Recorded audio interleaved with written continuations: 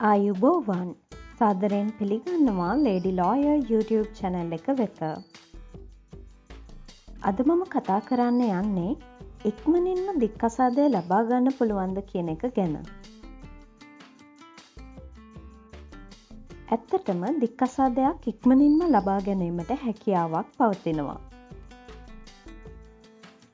මෙහෙම ඉක්මනින්ම දික්කසාද නඩුව ඉවර කරගන්න පුළුවන් වෙන්නේ දෙපාර්ශ්වයම දික්කසාදයට එකග වන අවස්ථාවක.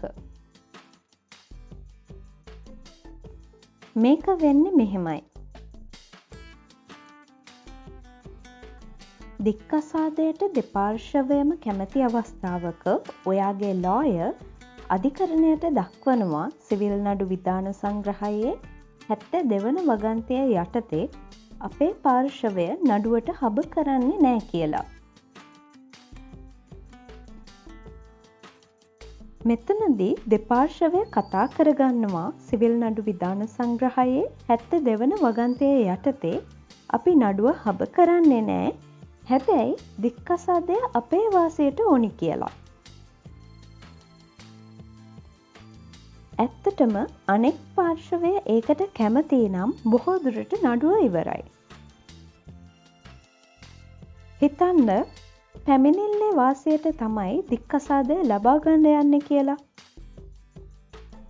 එහෙම වුණාම එදාට හෝ ඊළඟ නඩු දිනයේදී පැමිණිල්ලේ සාක්ෂි අරන් ණයසයි නියෝගය නිකුත් කරනවා. ඉතින් මෙහෙම 72 වන වගන්තිය යටතේ නඩුව හබ කරන්නේ නැති බව දක්වා සිටින්නේ බොහෝ විට උත්තරය සඳහා දිනගත් දවසේදී. ලෝයර් කිව්වොත් අපි ඊළඟ දවසේ දාන්නේ 72 papers කියලා. අන්න දැන් දන්නව නේද ඒ කියන්නේ මොකක්ද කියලා? තවත් තත්ත්වයක් තියෙනවා. හිතන්නකෝ යම් වෛවාහක වරදක් මත එක් පාර්ශවයක් දික්කසාද නඩුවක් දාලා අනෙක් පාර්ශවය ඒ දක්වපු කරුණු සම්බන්ධව විරුද්ධත්වයක් නෑ කියලා ලිපියකින් හෝ දිවුරුම් ප්‍රකාශයකින් කිව්වොත් සමහර විට සමහර උසාවිවල පළමු දවසේදීම නඩුව අවසන් කරන්න පුළුවන්. එතකොට එදාම ණයසයි නියෝගය ලැබෙනවා.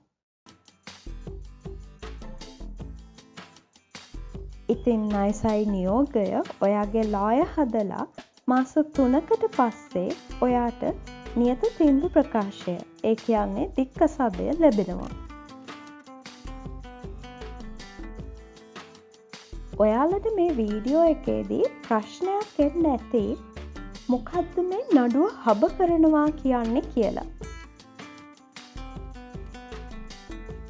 අපි ඊළඟ දවසේදී කතා කරමු දික්කසාදය කාගේ වරදින් සිදු වුණාද වන්දි ඕනිද වගේ කරුණු ගැන එකගතාවයක් නැත්නම් අන්න ඒ වගේ අවස්ථාවකදී ඇතිවෙන තත්ත්වය මොකක්ද කියලා.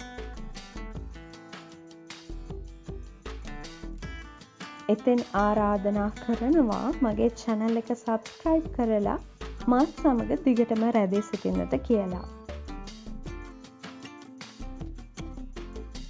මම ඔයාලගේ ලේඩි ලෝයර්.